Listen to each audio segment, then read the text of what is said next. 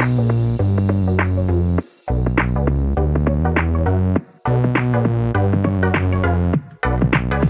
welcome everybody to another episode of Chris and Dave's Reality Cast. I'm one of your hosts, Chris, and my co-host and very good friend is Dave. Hey there, Chris, and hello to our listeners out there. Welcome to Chris and Dave's Reality TV Cast. We're covering Love is Blind Season 3, Episodes 5 through to 7, Chris. Now, Chris, we're out of the pods, we're out of the boring bit, the lovey-dovey bit. It's all about the drama, the discussions, and where would you like to start today? I've got to actually quote yourself slightly, Dave, and I think we, as men, are a bunch of twats, aren't we? We are. We're a bunch of fucking fire-breathing, fucking self-loathing, big-headed fuckers, the lot of us. Because, talk about gaslighting, Bartise and Cole, throughout these episode 5 to 7, I have been so annoyed with both of them, Dave. Fucking knobheads. I mean, Paul Brennan got... Alexa was telling, I think it was Nancy, that he just jams it in for 2 minutes, Dave. And I'm thinking, fucking hell, stop fucking boasting. I wish I could. Is that 3 times? Not long, yeah. And a cup of tea, yeah. But I was like, Cole especially, he's one of them people where, and we've seen this on a lot of the reality shows, where he offends Zainab all the time. But then he's like smiling, going, oh, it's only a joke. No, it's not. You fucking dick. You're obviously after Colleen. Just being honest. Yeah, you're obviously after Colleen.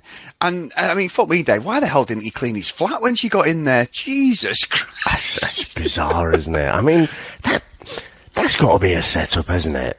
Surely. Because... I mean, just pick your fucking dirty undies up. You know what I mean? Like, toilet, it's bizarre, yeah. Minging. I mean, what do you think with that, Dave? Because them two, I have a problem with. Because I just thought the pair are just fake, and they don't want to be with who they're with. You know, obviously, Bartise doesn't want to be with Nancy, and some of his dialogue. I mean, he very speaks like he's a lot older than 25, and then in episode 7, he was a fucking cop for me. But anyway, I know I'm jumping a bit, Dave, but them two, I have an issue with so much. I just thought they were better. And not Matt. Well, yeah, Matt as well. We can get on to Matt. Yeah, sorry, yeah, that's like a backdrop of that, you're right. Yeah, so I think Matt is bad in a different way, but it's funny you say that. Honestly, Chris, I was the same. I was watching these episodes, and I'm like, did they just find the worst blokes, or are we all just this bad? Because, honestly, we've come off Married at First Sight, where there's plenty of shitty blokes on there, and then you come to this one, and, like, you can tell Bartise and Cole, you know, they're pretty successful on the outside, you know, they're both really good-looking guys, aren't they? So they probably had no real problems anyway. They probably just had problems staying in relationships and thought, you know, coming on a show like this would help them. It's like, now there's plenty of things you need to sort out about yourself. But, yeah, I think both of them...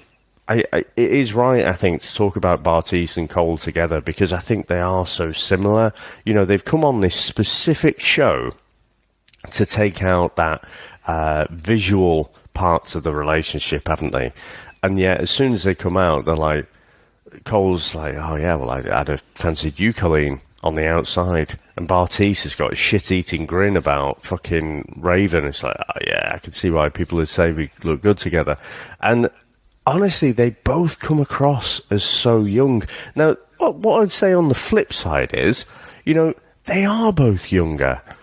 So, I'm going to put the mirror around the other way as well and say, well, so Zaneb and Nancy, you know, they should have known what they were letting themselves in for, I think, as well. You know, with going with someone who's like mid-20s, you know what you're getting, don't you?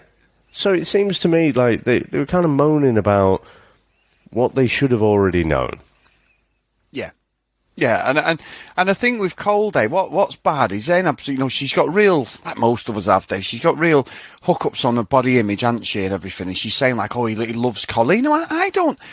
I'm being honest now, Dave. I think Zainab, I'm not just saying this for the sake of the point, I think she's prettier than Colleen. I really do. I don't get it. I don't. He's like, yeah, and he keeps putting her down, and she's like, oh, and she deals with it in a good way because she doesn't really cry. But inside, you can see it hurts her every time. He's like, yeah, you're just not for me. And she's like, oh, fine. And even when she said to him as a joke, like, just not my confidence, why don't you? He still carries it on. And I'm like, Cole, he's just a fuckboy for me, Dave. Just an absolute bellend. I mean, let's call out the obvious, right? So Zaneb's got more of that kind of Eastern look. Yeah. More like probably Indian ancestry, maybe. Yeah. And maybe, then Colleen's got more of that European look. Yes. This is in Texas. So I think that's probably more like the type of girl who Cole has typically dated. But the way Zaneb is, she has got self-esteem issues because, like you say, she is equally, whether you rate one above the other, depending on personal preference. But for me, they're in the same ballpark, aren't they, Zaneb and Colleen? Yeah. Colleen probably just looks a little bit younger. That is it.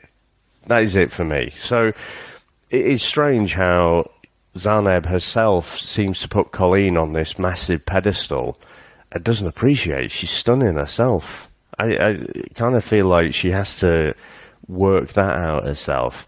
But yeah, it's a strange one, isn't it? Because I just feel like you talked about Cole's apartment. I mean, it was fucking ridiculous, wasn't it? Chris, even at 26, I don't think I had a shithole like that. I don't know what it is. It just gives off those frat boy vibes where, I don't know, do people stay younger for longer now or what? But, I mean, he did seem to keep himself a lot younger, and considering the film crew is coming round, maybe it was just one of those. It didn't even twig to him that I'm living in a shithole. He's quite happy with his shithole there. And I think Zaneb was being kind to him, saying, it's pretty much what I'd expect from a 26-year-old. And I think it was that statement that, I'm not saying it wound me up, it just made me think, well, you fucking knew this. You knew he was the age that he was, but also I think he's an immature 26-year-old as well. And I don't know, with Zaneb and Cole, I don't know what it is. Maybe it is just this self-esteem thing with Zaneb, where she deserves a lot better, but maybe she just doesn't think that she does. Maybe she thinks that this car salesman type bloke who he's real estate agent, and but maybe that's all she deserves. So she's kind of fallen for his charms and what have you. I don't know. I mean, it's great for TV though, isn't it? Yeah, it's brilliant because it'd be crap if they just all got on, wouldn't it? But so you've got those two. Bartise and Nancy. Nancy is the proper fucking budding entrepreneur, isn't she? Now, what do you think, Chris? Because I had mixed feelings about this, because she obviously got into the real estate stuff with her ex-partner. They own a couple of houses together. And that seemed to be a surprise to Bartise. Now, we hadn't seen it, but you never know. Is this conversation that happened off, off the edit, if you like. But I don't know. I think that might make me sort of stand back a bit and say, I don't think it's a good thing to have those financial ties. But that's just a minor thing. I just prefer not to be surprised about that stuff. But then throughout these conversations about finance, about abortion and stuff, it just seemed to me that, like, Nancy and Bartise, there's a few years apart, but they are decades apart in terms of maturity. Like, she's got her shit together. She's got her life sorted. She's got her income sorted. He's just, like, fucking winging it seems. And I don't know. He just, in those moments, came across a lot younger than he is. It's funny you mentioned about the money, Dave, because one of the notes that I made was it felt... So in episode 5, Bartise sort of made a play for Raven. Now, we've give Raven a lot of stick, and there's a few things I'm not too keen on her. However, she's with a man. It wasn't... Like you said, you were right. Is it going to be a red herring type situation? And it's all, is it just the producers blagging us that there's something there between them? She fucked him off completely. Fair play to her, no problem. But with him... he did this whole playthrough in the pool, and they're all chatting shit. Nancy's there behind him. I know, obviously, in the context, she probably isn't when they filmed. They probably shot that afterwards to make it look more dramatic. But just say she is there within earshot. He should be with her. Or all three of them should be having a conversation as friends or whatever. He didn't give a fuck about it. It's like what Cole did with Colleen. Same thing, all the time. But what was very strange was in episode 6, I think Nancy was at her most vulnerable. And that's when this thing come out about the money. And you can see Bartise's face lit up as to say, oh, Cha-cha-cha-ching. Oh, wait a minute. Oh, we're buying a property. And all my money would be your money, and I'll do this, this, and this. And I'm thinking, Nancy, you're better than this. This guy, he's going to rinse you dry. Do not go down this route. It's the only time I watched this show, David, episode 6. I'm like, fuck off. No. Because I was like, Nancy, don't be silly. Because it felt like it was the last play for her to try and get him on her side, and I think it worked. I do think it works, but it was more than Bartise in episode 7 saying like there's no physical attraction, but then kissing her and then like being with her and I'm like, I don't get what's going on with this guy. Is he just open to any relationship? He is obviously keeping his options open with her, but Nancy's just all over the place because of this guy, Dave, and he's just gaslighting her. And what made me laugh is he was talking utter shit in the last episode. He's going, I don't know what I'm going to do. Like, he's the fucking victim. And I'm like, you've been so wishy-washy. You've told her you really like Raven.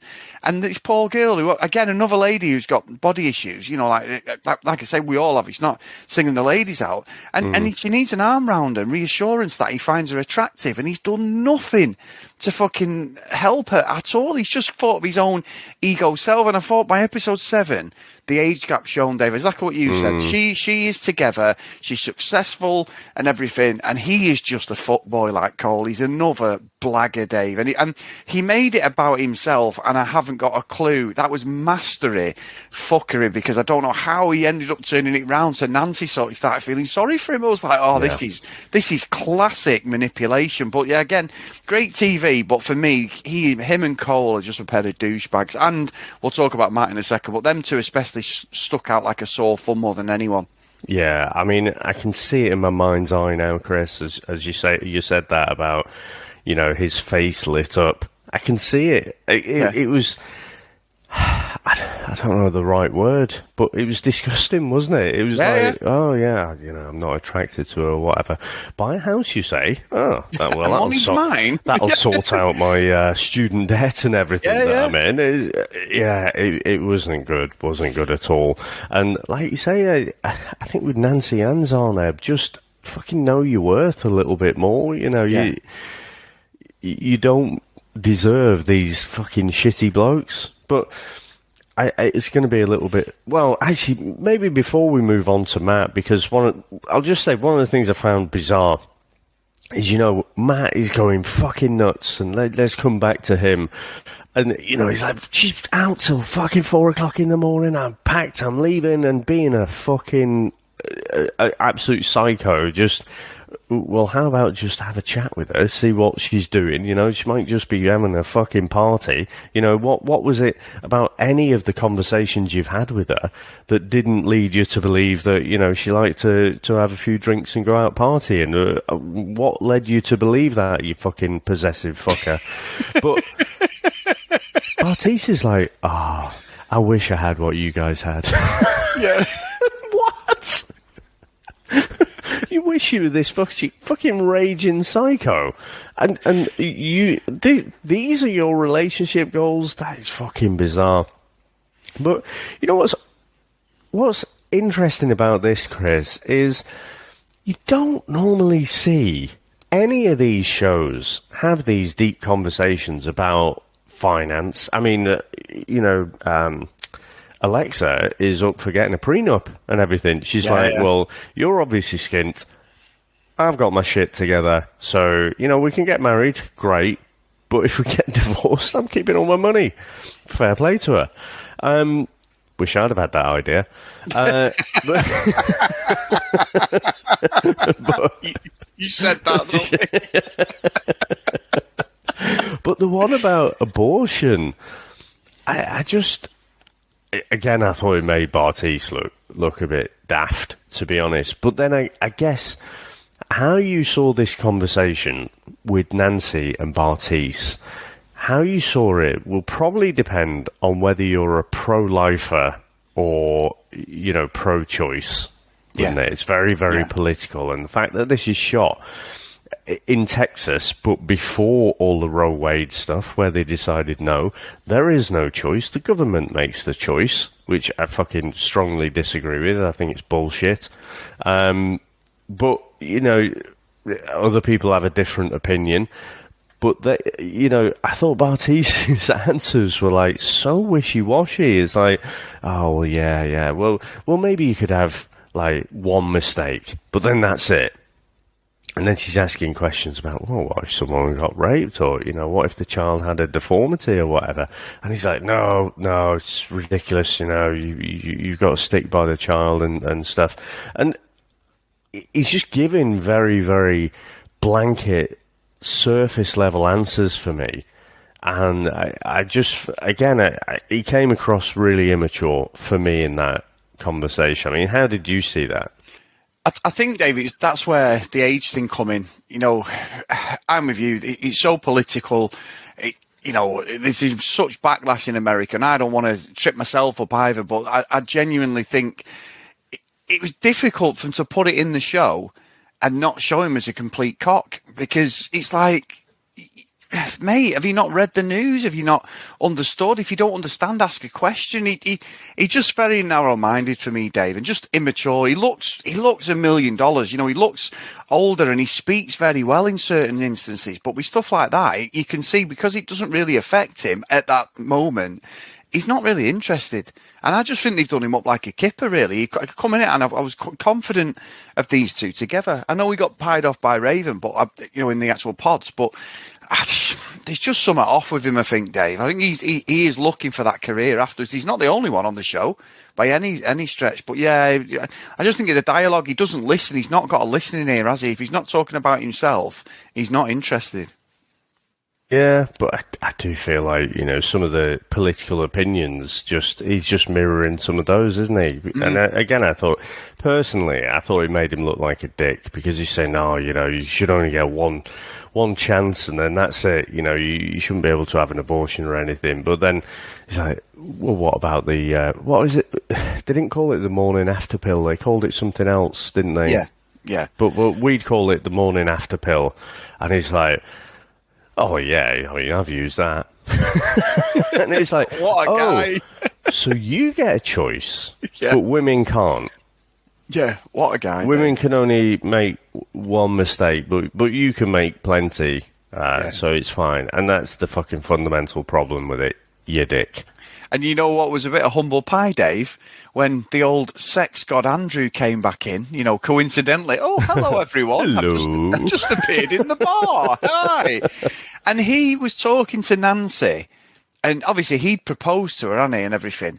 And Bartise, Mr. fucking, Viagra dick, was fucking straight over. He wasn't as secure at that point, was he? And he started getting a bit passive aggressive with Nancy, and like doing that thing. I'm doing it now with my fingers. You do the eye thing. You point your eyes and point it there. It's like, I'm watching you.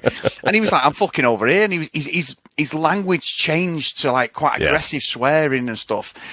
I know that's rich coming from me, David. Obviously, someone who swears all the time. But the way he delivered it was like, oh, somebody's a little bit insecure. So it's like, you don't want Nancy, but you don't want anyone else having it. And I love that. Because I thought, go on, Nancy, fucking get with Andrew or whatever. Don't forget, Andrew can fucking hold his coming, Dave. He can ejaculate whenever he wants. And no, he doesn't. He doesn't, can he? Well, I guess he can, but he can orgasm without ejaculating. He can orgasm without it, Dave. What a man, Dave.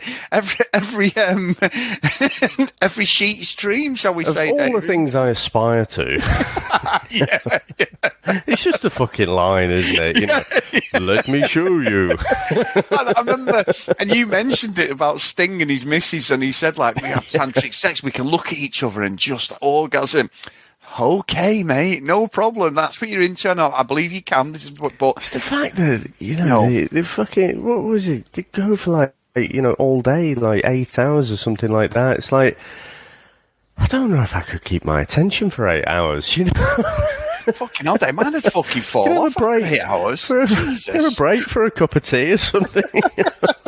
I told you before we did the podcast, I went for a run yesterday, 2 miles. My fucking body feels like the Blues Brothers' car, like it's just going to collapse. My hip, my knees, my fucking bad shoulders, a foot, my bottom of my back. I need to do some yoga, but fuck me, there's no way I could go for 8 hours now, Dave. I don't think I ever did anyway, but in fact, Dave, yes, I did, Dave. I was a hell of a guy. You know, I could go for 24 hours. Ask Samantha. I mean, next email. S. Phelps, Chris, bullshit, false advertising. You know? 8 minutes was my record, Dave. You say about as many as that. So you say about Bartise, though. I mean, for me, he showed that if he really is emotionally invested, then he is a possessive fucker as well. Yeah. Real toxic, possessive fucker. That's how he came across to me because, you know, look, the stuff with Andrew, he's obviously fake as fuck, right? You know, and they showed him up to be that when he's putting in the old eye drops, which I still think is one of my favourite moments in any reality TV show. Oh, you're going to take this out, aren't you? Yeah, of course we are, mate. Why would we want to make you look like a dick? So the fact that they've brought him back in, you know, is obviously to stir some shit up there. But like I say, Bartise is borderline doesn't give a fuck anyway.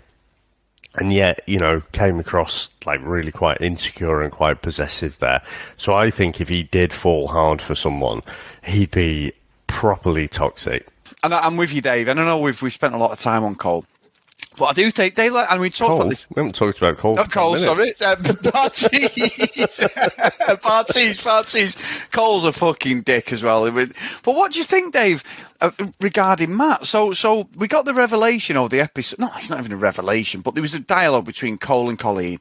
He said he really liked her. She said he's a good-looking guy. If they were in a bar, you know, and they were in this experiment, you know, that's as far as the conversation went. It's still a bit iffy and a bit off. But Matt showed a side to him, Dave, that we might have a bit of a Patrick Bateman on our hands here because he is fucking aggressive. He is really...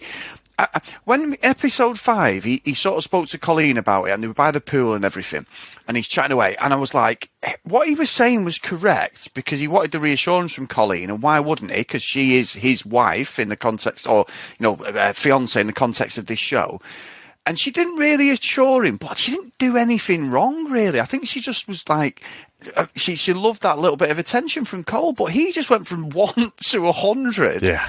And all the way through from there, even though the idea of Cole and Colleen in the context of the show cheating, and I don't want them together because I think Cole's completely wrong for Colleen. I think it's just pure a superficial thing with him. You know, she's his type, and that's it. He's determined to get any sort of attention from her. However, it just went on and on and on. And then with this weird thing where they both disappeared. So whether we do get this thing that they've actually had a bit, but Colleen was like, nothing's going to happen. I don't know whether that's true. And then Matt's kicking off, going, where are they? And all this. He was like, it sounded like Batman, Dave. Yeah. Where is she? Yeah, where is he? You know?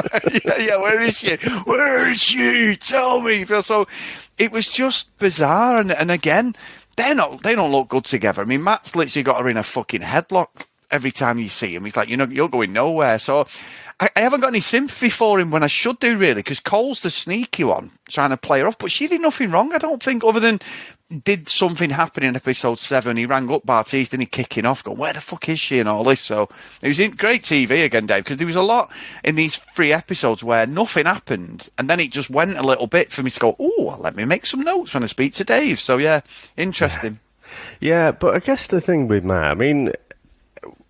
in the pods, we seem to see more with Colleen, with other people. Yes. And then Matt kind of steamed in there at the end, and it's like, who's this fucker? All right, fair enough, you know. And all I remember really from Colleen in the pods is, you know, relentlessly telling everyone she's a ballerina, you know, and saying, you know, she doesn't want to get any deeper than that surface level, you know, particularly with, like, when Cole mentioned about getting deep. And... I don't know. it just seems to me like they've got together. You know, they know time's ticking. If you've got 10 days, Chris, and you get to day 8 or 9, you're like, well, fucking hell, I got to propose to someone. Or else I'm out of the show. They might not even put me in the fucking edit. There's plenty of people that we've seen on, like, the promotional material and stuff that we haven't really seen at all in the pods. They just didn't really make the edit at all. And so, you know, they seem to come from nowhere. But then I just feel like Colleen is this happy-go-lucky girl that is not ready to really settle down at all. Fucking Matt, though.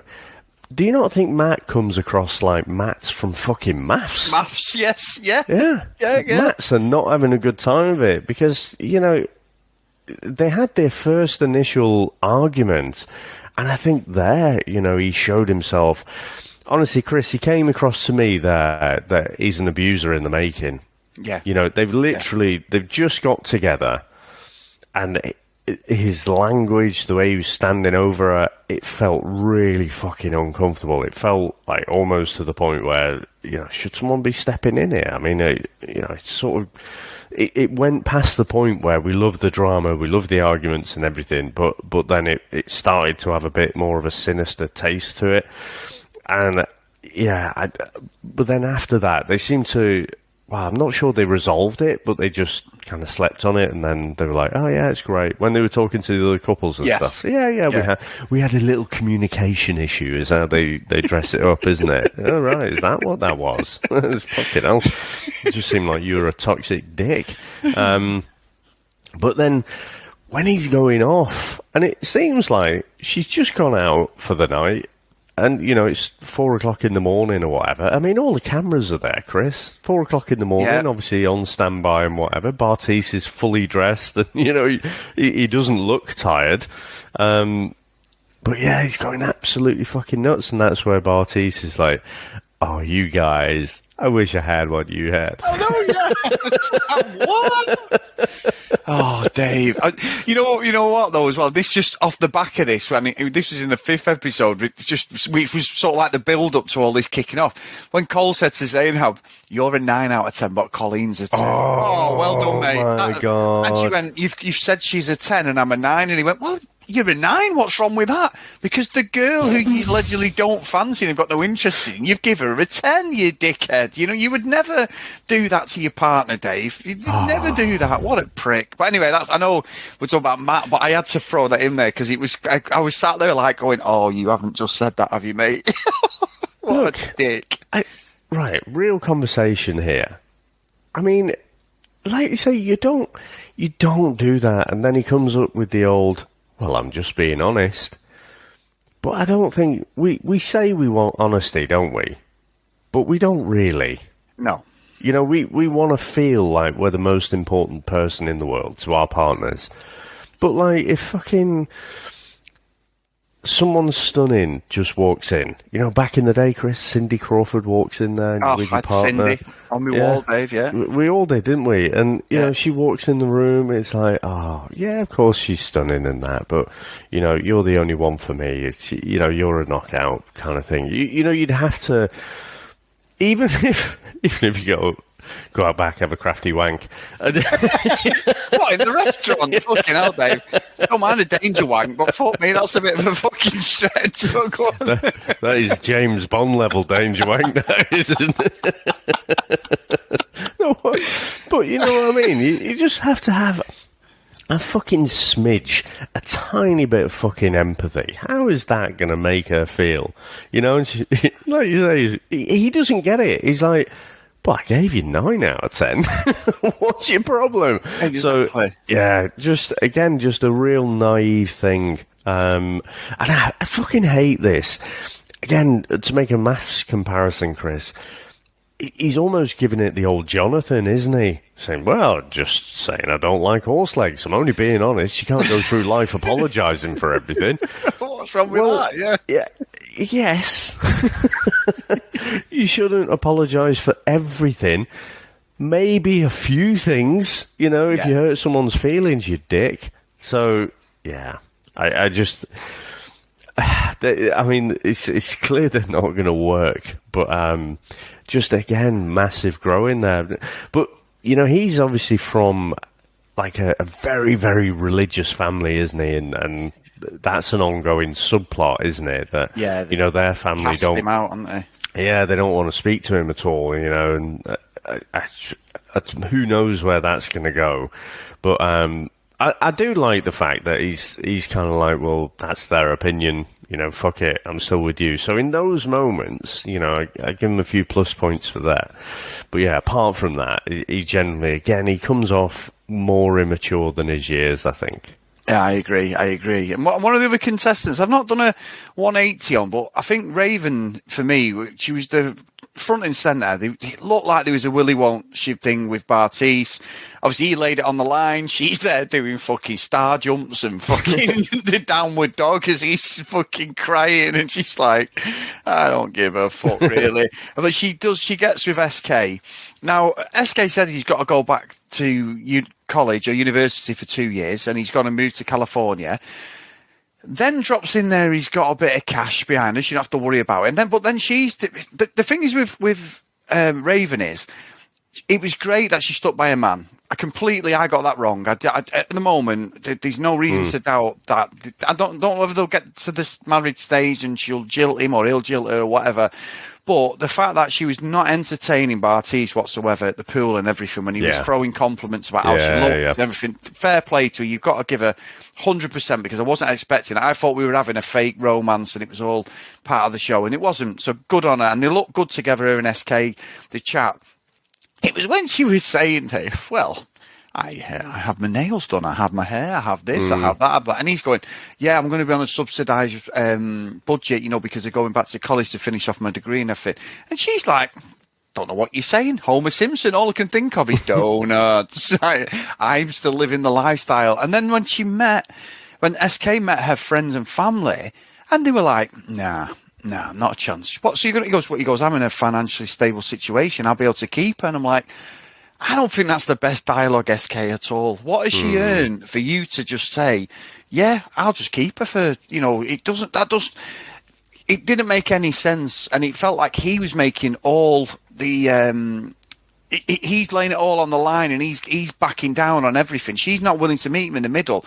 And by the sounds of it, her friends and family was just like, yeah, and that's right. Because, I'm not saying he shouldn't have her on a pedestal. If she is going to be someone he spends his life with, that's his queen, that's his wife, he loves her, his girlfriend, whatever they're going to be. But I was like, in the context of the show, I was like, you're giving far too much up for her here because she looks like she's fucking high maintenance to me completely. And it didn't make any sense, that dialogue. But he's prepared to do it for her, Dave. So fair play to him if he loves her. But yeah, just that. As much as she clawed back my sort of respect, that bit was still there, that superficial bit about her, that she's just not willing to. And the financial thing, again, was a worry, I think. I think SK is going to live to regret saying stuff like that.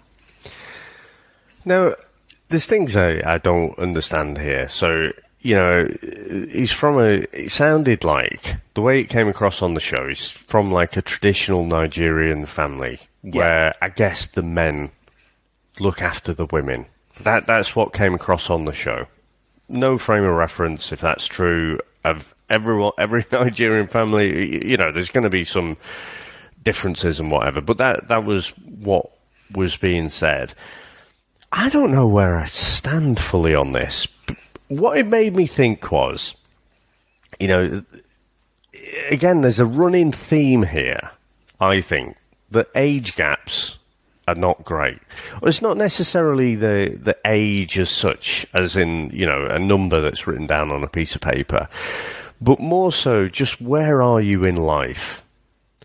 And I was thinking about it, and, Raven, like you say, I'm pretty sure, though, she's met plenty of Bartises. She can spot a fucking line. He thinks he's the fucking master. He's not.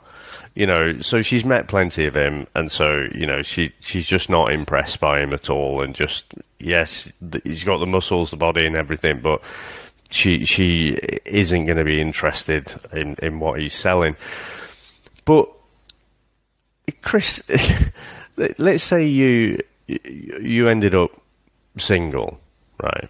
and then you met someone in a bar, you fucking have a great few weeks and whatever, and then they say, right, yeah, I'm going to be giving up my job, and I'm going to be a fucking student for 2 years. So, you're going to have to cut back for like 2 years. I don't know, I just feel like that's a lot, especially for someone like Raven who spends so much money. She does 2 jobs to maintain, I can't remember exactly what her words were, but, put herself together, with the nails, the hair and everything. I don't feel like she should have to compromise on that. She's kind of built up this life, and it's more about trying to find someone who's compatible with that. And I just think, someone who's going back to college, it just feels wrong to me. Like, when you start off, generally speaking, you've both got very little, haven't you? Yeah.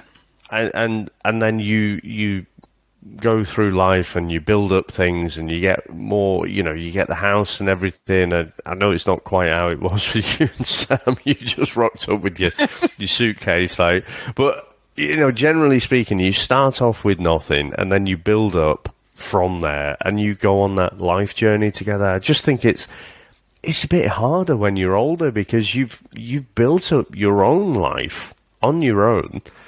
And so it is a factor. It's not just whether you got feelings for someone. It is a factor. They're going to fit into your life. And so I could empathise, honestly, more with Raven's position. Look, I think the way the show is editing it and putting it together, I think it is trying to make her out to be a little bit of a kind of superficial person. But, we have to be real as well. I just think that is a lot to give up. And, yeah, I don't know. I was more down the middle than you, it seems. Yeah, but Dave, again, it makes for an interesting thing because if they're going to make a life, what's good about this one? In the UK one, with maths, and like I said to you, it's like a version of maths in some respects. They have to gain a relationship. Except the marriages are real in this one. Apparently. Yes, apparently, yes. At the end. At the end, yeah. And we've seen be successful for other couples, so to fair play. What's interesting is where we go next, because it feels we've got a few episodes left. So the next episodes drop on the 2nd of November, which is next week. Now, there's got to be some fireworks building up to it. Now, I know we've watched this in the past. There was a couple of couples you were absolutely nailed on were going to be together. And then at the altar, one of them just ditched him. And we're like, what's going on? Because the edit hadn't shown any conflicts in their relationship. They've looked like the absolute American dream. They love each. These will probably end up being together, SK and Raven. They've probably got more of a chance. And I think one thing as well, Dave, I'd say what made me laugh. Did you see Brennan's face when he saw Alexa's fucking stepmom, Dave? He was obviously younger than her. And I'm like, oh, so her dad's a multi-millionaire then. I know she said about the money and the prenup and everything, but he literally, and I'm thinking, he walks in, puts the eyes on the stepmom, the dad's there. Obviously, the dad's, still does a bit of training. He's trying to keep his looks. He looks like he's late 50s. I'm thinking, I'm sure I've seen one of these movies, Dave, on one of them websites when I was young. Oh, I'm stuck in the washing machine. Anyway, carry on. Oh, yeah.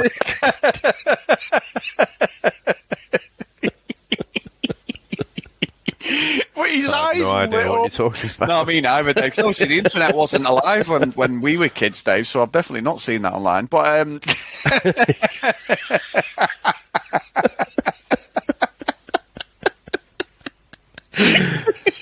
Move it on. I know when Sam's got up to this point in the fucking podcast days, we're going to get a smack on the back of the head, but there you go. But no, I think with the next few episodes, they've got to flesh it out. They've got to live together. They've got to live life properly. We're at the stage where they're just feeling each other out. It did take a turn for some of the couples who you were bang on in the last series, halfway through, these are going to be set for life. And then it's like, no, they're not. So I'm interested. I find that the episodes are too long. Now, this last episode 7 was 1 hour and 5 minutes. And that's too long for me. There's loads of things in between that just don't do anything. This could be cut down to 45 minutes, and I think that will be the sweet spot. because I just don't know. I feel that it's very slow in stages, and then when it gets going, it's good. It brings the drama that we want. But I really do struggle at times watching this sort of thing. Yeah, I think we had this last time, though. I'm sure we did Love is Blind after Maths, and it was after Maths Australia as well, and it was just like, it's not Maths, is it? Yeah. And I don't know. Yeah, I agree. It does lull. So you have these interesting moments and stuff, but yeah, it does lull. It doesn't need to be as long as it is. I said it last time, though. I do think the binge format works for this show. Yeah. I don't quite know what it is. If this was week to week, I think I'd already be out at this point. But because you can kind of get through a few episodes at a time, and then I think the way we're covering it as well, not to go episode by episode, but, just pick out the key points and the themes and stuff. I think that kind of works. So I think I'm enjoying this one a little bit more than season 2, to be honest. I don't know what it is, but I do think it lulls, but I think it's interesting enough to keep my attention. Yeah. I'm with you. At the end of the day, I think doing Maths and then coming on this, and we've got a few fucking suspect contestants helps, Dave. It really, it's more produced better than Maths, I think. But Dave, we have talked about this Monday when our friendship ends and Love Island Australia starts. That's all I'm going to say. Okay, that's all I'm going to say. I bet you're going to almost break before me. You're going to be like, this is fucking shit, this. So we did. We had a few people reach out to us, didn't we, and say, because it's going straight to streaming, even though it's dropping at 6 o'clock, it's not the same as if it was on mainstream TV. So, our fears about whether it will be bland and watered down for the earlier time are probably misplaced. But let's see. I mean, we're going to see episode 1. It's going to be the same episode 1 that we've seen multiple times before. I bet you are going to be like, this is shit, this.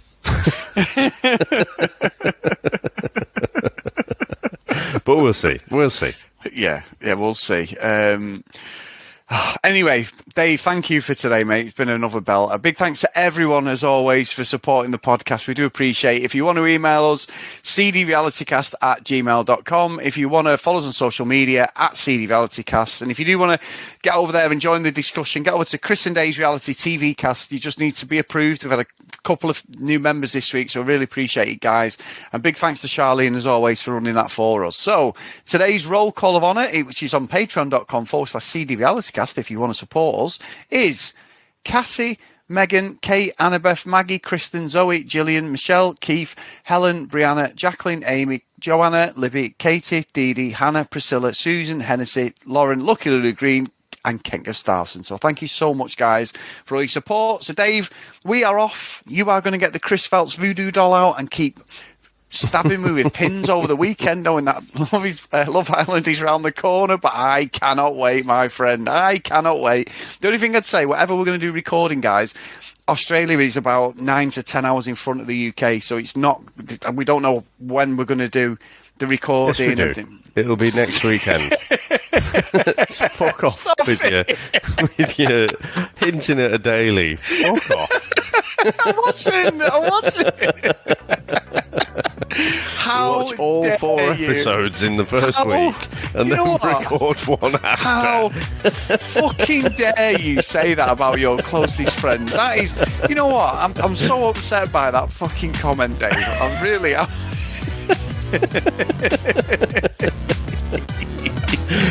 Oh, classic. Anyway, mate, have a good weekend and I'll see you next time. You too, mate. And thanks to everyone out there for listening, and we'll speak to you next time. Bye.